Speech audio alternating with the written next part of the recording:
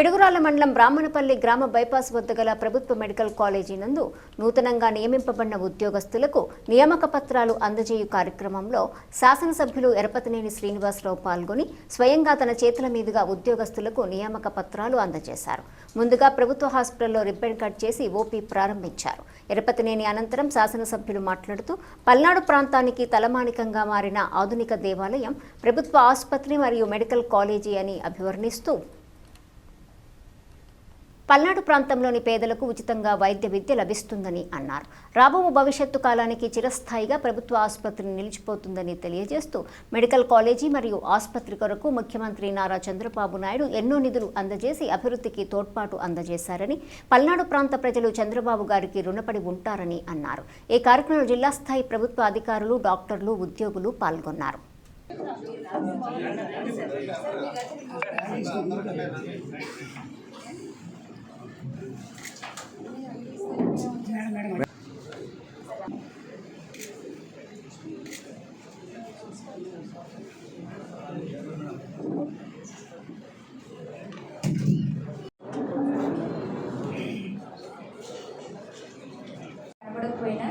Day and night he is guiding me in every step. Thank you very much, sir, for I express my deep gratitude.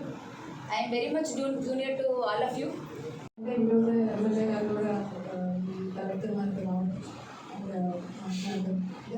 ఎంతో శ్రద్ధతో దీని మీద focus పెట్టారు. Focus పెట్టిన దగ్గర నుంచి వర్క్ కొంచెం పరుగులు తీస్తూ ఉంది, అది కనిపిస్తుంది. సో అప్రిషియబుల్ థింగ్ ఏంటంటే గవర్నమెంట్ మనకి ఈ మెడికల్ కాలేజ్ శాంక్షన్ చేసి దాదాపు 500 crores బడ్జెట్ దీనికోసం కేటాయించారు. సో వర్క్ స్టార్ట్ చేసి మనకి పోస్ట్ శాంక్షన్ చేయడం దాదాపుగా కాలేజీకి 237 పోస్టులు, తర్వాత హాస్పిటల్కి 600 పోస్టులు. సో ఒక చోట ఒక ప్రాంతంలో ఒక మెడికల్ కాలేజ్ ఎస్టాబ్లిష్ చేయడం అంటే అది ఆషామాషి విషయం.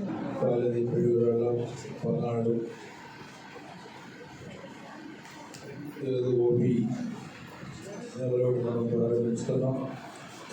అదేవిధంగా దాదాపు మెరిట్ లిస్టులో దాదాపు 211 మంది పైగా వివిధ కేటగిరీలో సెలెక్ట్ అయిన వాళ్ళందరూ కూడా ఈరోజు అపాయింట్మెంట్ లెటర్స్ కూడా ఇచ్చే కార్యక్రమాలు కూడా మనం పెట్టుకున్నాం. ఈ మెడికల్ కాలేజీ అదేవిధంగా హాస్పిటల్ ఇది ఒక పల్నాడుకి ఆధునిక దేవాలయం. ఎందుకంటే ఎక్కడ చిన్న ఇబ్బంది వచ్చినా మనం గుంటూరుని వెళ్ళాలి, లేకపోతే హైదరాబాద్ అని వెళ్ళాలి. చాలా కొన్ని క్లిష్టమైన పరిస్థితుల్లో రోగి ఇబ్బంది పడే పరిస్థితుల్లో మనం చూసాం గతంలో. ఇది చూస్తే మనకి ఈ హాస్పిటల్కి సుందరాచార్య గారు, మేడం గారు చెప్పారు. ఈరోజు ఈ కార్యక్రమాల్లో మేడం డాక్టర్ రాధికా రెడ్డి గారు, అసిస్టెంట్ డిఎంఈ, అదేవిధంగా సుందరాచార్య గారు, ప్రిన్సిపాల్ గుంటూరు మెడికల్ కాలేజ్, ఎప్పుడైతే చెప్పారు గోగులేసిన రోజు పల్నాడు. కొన్ని సందర్భాల్లో ఇప్పుడు ఆర్థోపెడిక్ మనకు ఉన్నాయి, కొన్ని హాస్పిటల్స్ మనకు ఉన్నాయి దగ్గరలో, కానీ మేజర్గా మళ్ళీ మన గుంటూరు, హైదరాబాద్ వెళ్ళాలి. కొన్ని సందర్భాల్లో ఇన్ టైంలో ట్రీట్మెంట్ అందకపోతే ప్రాణాలు కోల్పోయిన సందర్భాలు కూడా చాలా ఉంటాయి పేషెంట్లు.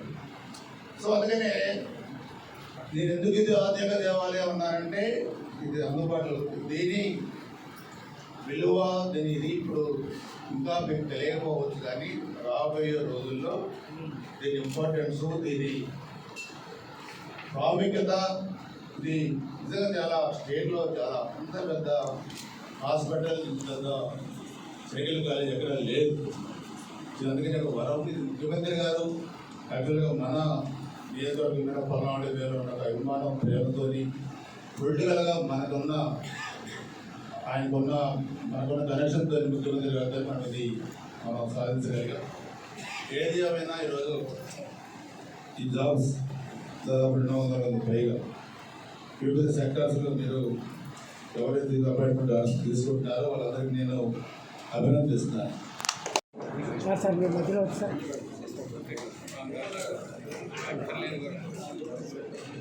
ఇటు చూడమ్మా సుజాత